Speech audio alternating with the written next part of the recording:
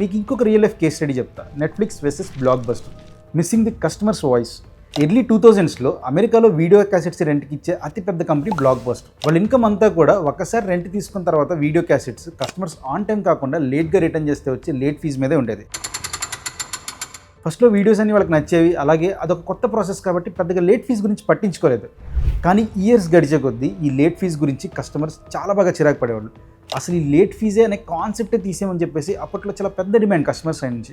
Block buster company ఇవేమీ పట్టించుకోలేదు, ఎందుకంటే బ్లాక్ బస్టర్ కంపెనీ ఆ ఫీజుల ద్వారా వచ్చే అమౌంట్కి బాగా అలవాటు పడిపోయింది కాబట్టి కస్టమర్స్ కంప్లైంట్స్ అన్నింటినీ గ్రాంటెడ్గా తీసేసుకుంది.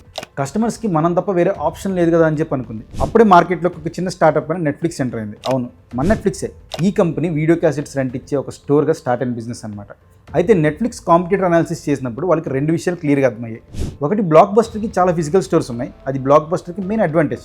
అలాగే ఈ లేట్ ఫీజ్ అనేది వాళ్ళకున్న అతిపెద్ద మైనస్ అని చెప్పేసి. ఇప్పుడు నెట్ఫ్లిక్స్ ఏం చేసిందంటే బ్లాక్ బస్టర్కు ఉన్న అడ్వాంటేజ్ని పక్కన పెట్టేసి మైనస్ని టార్గెట్ చేసింది.